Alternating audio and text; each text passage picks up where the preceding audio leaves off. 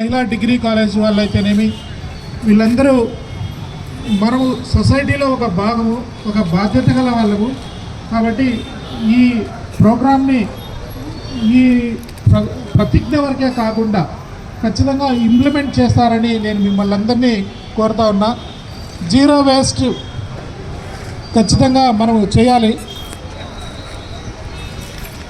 ఈ తడి చెత్తను ఏదైతే మనము వేరు చేస్తామో దాన్ని ఎరువుగా మార్చి మన ఇళ్లలో ఉన్న మన డాబాల మీద చెట్లకి కూడా ఉపయోగించవచ్చు.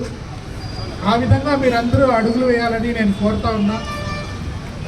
పొడి చెత్తని మున్సిపాలిటీ వారికి ఇస్తే మనము ఒక సిమెంట్ ఫ్యాక్టరీకి మనము చేస్తూ ఉన్నాం కాబట్టి జీరో వేస్ట్ అయిపోతుంది.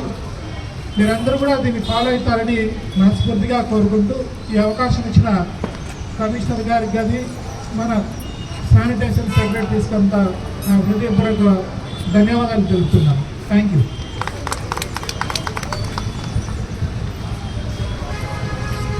ఎవరైనా సపరేట్గా మాట్లాడాల్సిందే మాట్లాడాల్సి కోరుతున్నాను.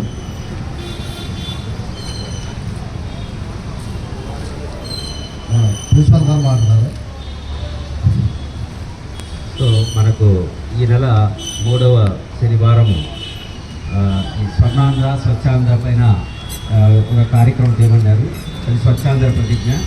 మనకు జీరో వేస్ట్ లిటర్ గవర్నెన్స్ అనే ఒక ప్రోగ్రాం చేయమని ప్రభుత్వం ఆశీర్వదించింది. కాబట్టి దానిలో భాగంగా మా మహిళా డిగ్రీ కళాశాల విద్యార్థులు మరియు మా అధ్యాపక బృందం మున్సిపల్ కమిషనర్ గారి యొక్క ఆదేశానుసారము మేము ఇక్కడ పాల్గొనడం జరిగింది. ఈ సందర్భంగా మేము కూడా దీంట్లో మన చైర్మన్ గారు అన్నట్టు ఒక భాగస్వామ్యమే. ఎందుకంటే మన ఇంటి పరిసరాలు మనం శుభ్రంగా ఉంచుకుంటేనే మనము మన భారతదేశాన్ని లేదా మన సంఘాన్ని మనము స్వచ్ఛరహిత సామ్రాజ్యంగా తీర్చిదిద్దుకోవచ్చు. సో మన ఈ రీసైక్లింగ్ ప్రాసెస్ మన మున్సిపాలిటీలో చాలా ఏళ్ళుగా జరుగుతుంది.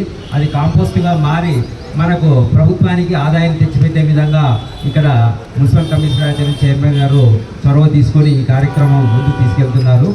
మరియు మన ఇంటి పరిసరాలను మనమే శుభ్రపరచుకోవాలనేది నినాదంతో ఇది ముందుకెళ్తుంది. కాబట్టి ప్రతి ఒక్కరి పౌరు యొక్క బాధ్యతగా ఉండాలని నేను కూడా కోరుకుంటూ ఈ అవకాశం ఇచ్చిన మున్సిపల్ కమిషనర్ గారికి ధన్యవాదాలు తెలుపుతున్నాను.